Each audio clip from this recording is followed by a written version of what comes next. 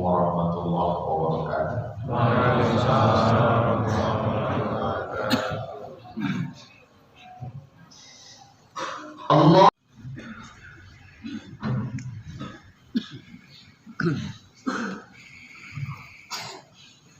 Alhamdulillah wassalatu wassalamu ala Rasulillah Sayyidina wa Maulana Muhammad ibn Abdillah wa ala alihi wa sahbihi wa man tabi'ahu wa wala. Asyhadu an la ilaha illallah wahdahu la syarika lah wa asyhadu anna sayyidana Muhammadan abduhu wa rasuluhu la nabiyya ba'da. Allahumma salli ala sayyidina Muhammadin an-nabiyil ummi wa ala alihi wa sahbihi wa barik wa sallim. Qala Allah ta'ala fil Qur'anil 'azim wa huwa asdaqul qa'ilin. A'udzu billahi minasy syaithanir rajim. Ya ayyuhalladzina amanu taqullaha haqqa tuqatih wa la tamutunna illa wa antum muslimun. Wa qala ta'ala fi ayatin ukhra. Ya ayyuhalladzina amanu taqullaha wa qulu qawlan sadida yuslih lakum a'malakum wa yaghfir lakum dhunubakum wa man yuti'illaha wa rasulahu faqad faza fawzan 'azima. Ibadallah, usikum wa nafsi bi taqwallah wa ta'atihi faqad faza al-muttaqun. Hadirin jamaah Jumat yang dimuliakan Allah Subhanahu wa taala. Orang-orang barat yang katanya tidak bertuhan, hanya percaya kepada materi saja, yang bisa dipegang, disentuh, ditangkap dengan panca indera, dilihat oleh mata, dirasakan dengan indera.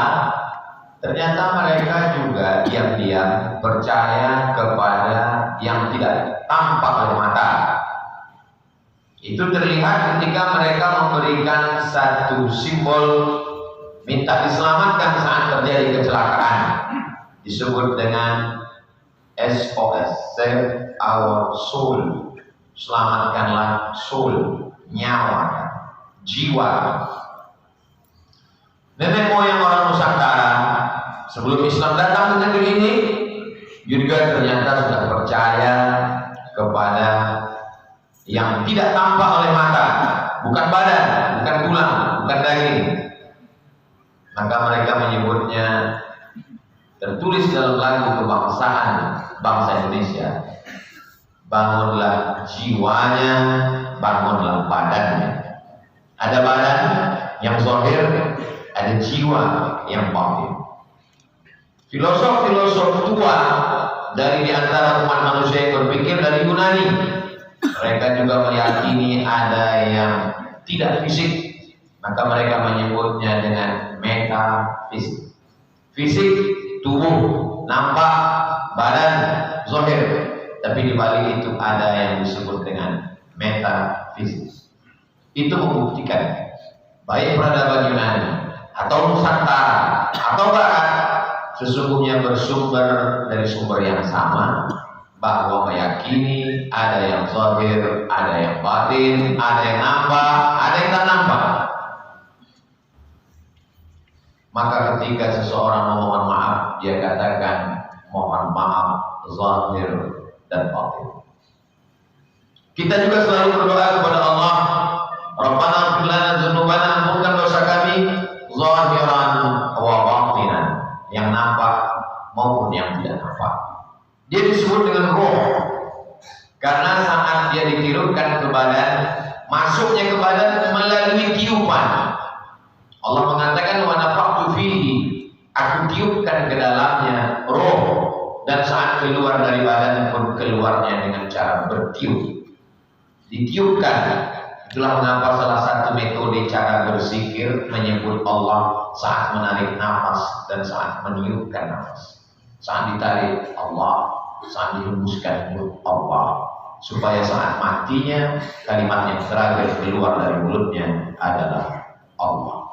Sesuai dengan firman Allah, alladzina yadhkuruna Allah, orang-orang yang menyebut Allah qiyaman ketika tegak, wa qu'udan ketika duduk, wa 'ala junubihim ketika berbaring. Itu juga sejalan dengan hadis Nabi, la taqumus saa'ah, tidak akan terjadi dari kiamat selama masih ada orang yang menyebut nama Allah di atas muka bumi. Allah, Allah. Dia disebut dengan nafs karena dengan adanya dia di dalam manusia bernafas. Dari kata nafs lah bentuk kata tanafas, bernafas. Dia disebut dengan nafs karena di dalamnya ada hawa nafsu.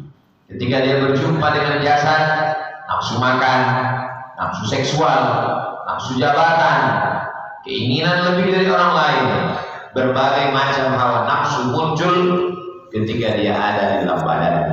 Ketika dia sudah keluar dari badan, maka nafsu tidak ada. Jenazah-jenazah tidak lagi memiliki keinginan apa-apa karena dia sudah keluar dari badan. Dia disebut juga dengan Allah, sesuai dengan firman sabda Nabi Muhammad SAW, ala fil jasadi mudghah, ketahuilah di dalam jasad itu ada segumpal. Idza salahat salahal jasadu kulluh. Kalau yang segumpal itu baik, maka seluruh tubuh menjadi baik. Wa idza fasadat, kalau dia rusak, maka seluruh tubuh itu menjadi rusak. Ala wajhil qalb, dia adalah jantung. Sebagian mengatakan hati, lalu kemudian sebagian mengkombinasikan antara keduanya, jantung, hati, karena dua-duanya amat sangat berfungsi pada tubuh. Sebagaimana berfungsinya jantung pada tubuh manusia, orang mati mendadak karena serangan jantung, detak jantung berhenti, darah tak lagi mengalir, mati tiba-tiba. Begitu juga lah dia berada di dalam diri manusia, disebut dengan Allah, disebut dengan nafs, disebut dengan roh. Ketika dia sudah tenang, sudah stabil, disebut dengan fuad. Maka dabal fuadu ma ra'a. Hati kecil Nabi Muhammad SAW tidak mungkin berdusta akan apa yang dia lihat. Kita selalu diajarkan doa, ya muqallibal qulub, engkau yang membolak-balikkan hati. Sabit qulubana, kokohkan hati kami ala dinik, dalam agama, wa ala ta'atik, dalam ketaatan kepada, karena memang sifatnya yang berbolak-balik. Yusbihul mu'minan, pagi beriman, wa yumsi kafiran, petangnya menjadi kafir. Berapa banyak orang yang nampaknya baik, berubah menjadi tidak baik karena keadaan. Laqad khalaqnal insana fi ahsani taqwim, maka sempurnakan jugalah batin. Zahir perlu makan, perlu minum, batin juga perlu. Apa yang diperlukan oleh batin? Ala bidzikrillah tatma'innul qulub. Dengan banyak berzikir, mengingat Allah, maka hati akan Allah, seperti orang yang hidup dan orang yang mati. Ketika orang putus hubungan dengan Allah, maka saat itu dia sudah mati pada hakikatnya. Maka kita sebelum matahari terbit sudah diazankan untuk menyebut nama Allah, memandangkan azan subuh. Kata Nabi, Allah membarik umat di kuburiha, orang yang paling hukum di level provinsi dan kabupaten. Sesungguhnya mereka sedang berdakwah, tapi mereka tidak berceramah. Orang selalu menganggap bahwa ceramah adalah dakwah. Ceramah bagian dari dakwah, tapi dakwah sesungguhnya tidak semua melulu ceramah. Berapa banyak orang yang sebenarnya berceramah, tapi untuk sudah selesai permasalahan umat bangsa Indonesia, Muslim terbesar di dunia, yang zakatnya masih lagi jauh mambang dari aku. Tapi ada orang-orang yang tidak perlu khutbah, tidak perlu ceramah, tidak perlu tabligh akbar, cukup dengan mengeluarkan satu tanda tangannya, maka untuk sudah selesai permasalahan umat bangsa Indonesia, Muslim terbesar di dunia, yang zakatnya masih lagi jauh mambang dari aku. Tapi ada orang-orang yang tidak perlu khutbah, tidak perlu ceramah, tidak perlu tabligh akbar, cukup dengan mengeluarkan satu tanda tangannya, maka laqad khalaqnal insana fi ahsani taqwim, maka sempurnakan jugalah batin. Zahir perlu makan, perlu minum, batin juga perlu. Apa yang diperlukan oleh batin? Ala bidzikrillah tatma'innul qulub. Dengan banyak berzikir, mengingat Allah, maka hati akan Allah, seperti orang yang hidup dan orang yang mati. Ketika orang putus hubungan dengan Allah, maka saat itu dia sudah mati pada hakikatnya.